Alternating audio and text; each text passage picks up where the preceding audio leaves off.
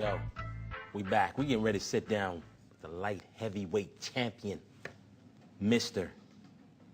The Real Deal, Junior Moar. What's happening, homie? What's up, my brother? Man, how you doing, man? What's going on, man? Not much, man. Not much. Hey, you look good, man. Yeah, thank you. Last time I saw you, you was a little heavy. You been slimming down. Yeah, I lost a few pounds, you know, moving on to a little bit of a lighter weight division. So kind of just recently relinquished the Canadian light heavyweight title and moving down to middleweight, which I boxed as an amateur and represented Canada on the national team for a number of years as a middleweight. So I think it's more my natural weight, and some of the guys are really big at light heavyweight, coming down from 200 pounds and 190 pounds. So it wasn't beneficial for me to be at the lower end of the division. So I think this will be more opportunity for me at my more natural weight. Okay. Now, being Junior Moar, man, how hard was it to get to this point, man? Yeah, well, you know what, definitely I will say that, you know, there was points where in my life, I would say while I was in prison, sitting there and going, I don't even want to be Junior Moar. I don't want to be, I wish I wasn't this person. I just wish I had a 9-to-5 job, man. That's something simple, like, you know, walk to the corner store when I kind of wanted to, or have a shower when I wanted to. And I never had the luxury of doing just the simple things in life. Well, being incarcerated, you know, will prevent you from doing that, obviously. Yes, it will. These are things that does happen. Yeah, so I'm glad that, you know, to say where I am now, to be happy to be Junior Moar and a role model and some people that look up to me or who wish they were in my shoes.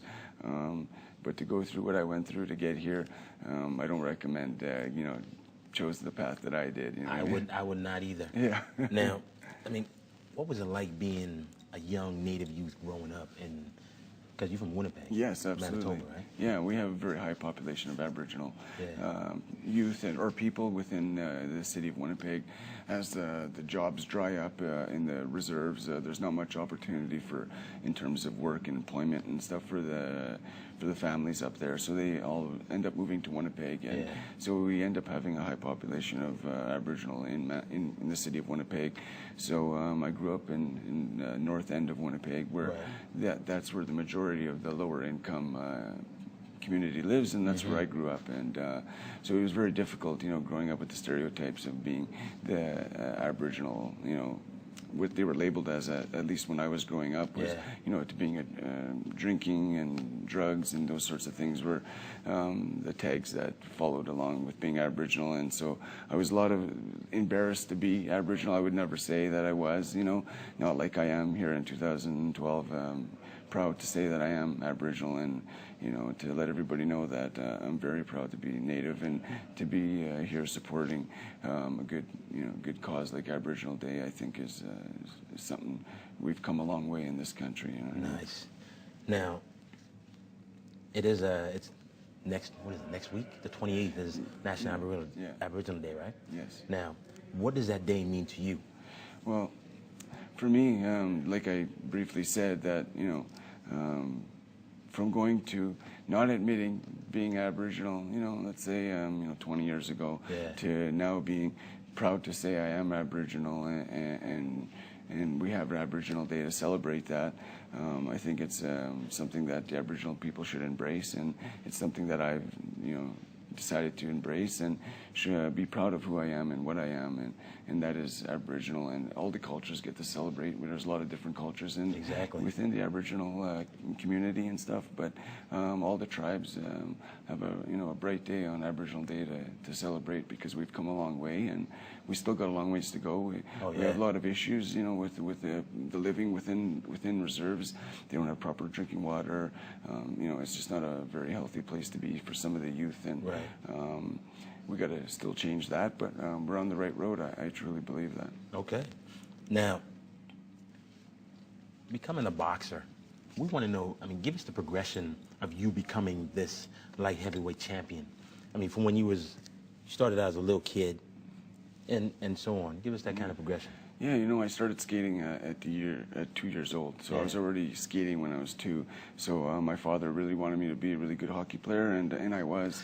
And you know, but it was a team aspect that really I didn't like, because coming from where I came from, in the North End, which is not the richest area in the city, we didn't have a lot of the best players or the best equipment, so we didn't fare that well in the playoffs or when it came to getting beating the better teams. We weren't able to do that, unfortunately. So, but here I was playing 110%, trying my best, and being the best player on the team. It wasn't enough, though, right? Exactly. But when I went to this boxing business, it was like, I didn't have to rely on anybody to help me accomplish what I wanted to do, and that was win. I'm a winner. I don't believe in giving up. I don't believe in losing. It happens, obviously, and you got to take it, the good and the bad, with dignity. And I always try to, tell people that, and because there always is a winner and loser in boxing, unfortunately. So. It's tough, but the team aspect was something that I was like, what, this individual sport I really like. When it's all up to me, I didn't have to rely on no teammates to help me win. And I definitely started leaning towards boxing at about 12 years old and quit hockey. Okay. Because when you're a boxer, man, you gotta being hit. Yeah. I don't know, you got to be a special person to try to want to be hit. Yeah, look at my nose, you know what I mean? Been hit a few times, you know what I mean? So it's not something I enjoy, but some individuals don't mind getting hit, and some people don't like to get hit at all. And the name of the game in boxing is to hit and not be hit. Exactly. Unfortunately, sometimes I don't always follow that rule, and that's a downfall. Sometimes, it can actually hurt you, because you don't mind taking a shot to give one, and that can work against you if you run into somebody that can hit pretty hard, Right. Now, man, there was a point in your life, we already mentioned a little bit of it, that, this all could have been gone. You couldn't be sitting here being the light heavyweight champion, Junior Moar. Yeah. That could have all been gone. Yeah. How did you recover from that situation of being incarcerated? Yeah, you know what? I definitely had lots of support, and one of my main support system, obviously, was my wife that stood by me through all of those times, the good times, and then the bad times, and then the really, really bad times. Unfortunately, I lost my younger brother at 20 years old, and I lost my father not too long ago, and she stood by me through all of the hard times, and if it wasn't for her family, supporting me in my boxing career, where I'm able to train full time, and I know there's a lot of boxers out there that aren't able to train full time and focus themselves on the sport of boxing, or on any sport for that matter, and that's what I truly believe is you need is a good support system, and that's something I've been blessed with. And if it wasn't for my wife and her family and my family supporting me along the way, I probably wouldn't be here. Nice. Now, after you come out of that, now you're this role model. Yeah. So what can we expect from you being a role model? I just try to deliver the message that I'm not here to tell you, what you should do, but all I'm here to tell you is this is what I did, and this is where I ended up, and I wasn't very happy being in prison. The life is it's not a life for anybody.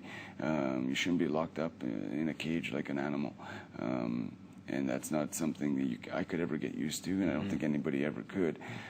So if you want to go down the path that I chose, the gangster life, and trying to make the fast money and have a good life and think you're somebody, really you're not. And deep down, a lot of people don't really respect you, and I thought I was getting respect that way. So I was happy that I was able to turn my life around and now be a role model where people can look up to me, and in a good, positive way. And all I say is, don't do what I did, because like I said, there was a point where I wasn't happy to be who I was, and now I am happy to be who I am. So, exactly. Nice. Now, there's a story coming out on you, though, right? Yeah. The Junior Moar story. Give us a little bit of insight on that. Yeah, I'm just finalizing the contract agreement that I have with an individual wanting making a movie about my life. We're hoping that that's going to go forward, and seems like it is. I just need to sign on the dotted line, and looks like it's going to be a done deal. So it's very flattering, and like I said, I'm just proud that I'm where I am today, and hopefully people can learn a little bit off of my experience and my crazy life. Right. Now, young native cats out there doing this, trying to do the same thing you are. Yeah. They're out running the streets or whatever it is, and not really doing too much, and they want to do something, but they just not getting the help from anybody. I mean, what can you tell them to inspire them to stay on the grind?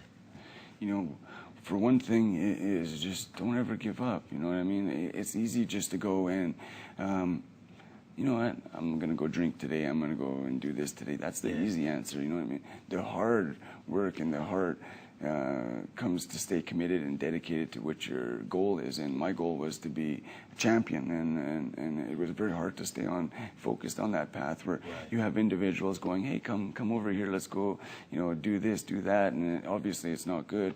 And you have to be the one to say, you know what, that's not where I want to be. You know what I mean? I know where that path is going to take me. It's going to take me to jail, but I know if I stay on the path that I'm currently on, I'm going to have success, and the title belt is evidence of that. Nice. Now, some sacrifices and obstacles quickly so we can get out. Tell us some of those. I'm sorry, man. Some obstacles and sacrifices you have to make. Yeah, definitely, you know, a lot of sacrifice in terms of going out like other individuals and going out and drinking and having a good time. Those are the things that, unfortunately, you know, sometimes you got to say no, you know what I mean, because you have a commitment, and being, one thing my father-in-law taught me is being a man of your word and following through on your commitments, being, you know, there on time, being there wherever it is when you're supposed to be. And for me, my commitment was to be somebody, and to stay on that path. It was very difficult, but it takes a lot of self-check, going, you know what, where's that going to take me if I go down that way? It's not going to get me anywhere. So everybody knows the answers, you know. It's just about, you know, staying committed and staying focused on your goals. Nice. Now, where's your, I know you work at, where do you work? Well, put that out there. Yeah, well, we have a baby. My wife and I, we have baby furniture businesses across Western Canada. They're called West Coast Kids, and we specialize in baby and juvenile furniture. And it's in Richmond, 1241 Bridgeport Road, and we have stores in Edmonton, Calgary, and Winnipeg as well. Nice. Now, what's next for Junior Moar? Well, I'm going to be boxing August the 25th down in the States against a guy named Emmett Litton on August the 25th in Tacoma, Washington. Hopefully I could get a win there. I'll be fighting hopefully in Las Vegas within the new year. And kind of going to wrap up my boxing career probably within the year or so. And, you know, kind of move on to something, maybe opening up my own gym here in Vancouver and offering boxing and personal training to some people that are looking to get into that. Nice. And then you also go out and public speak as well.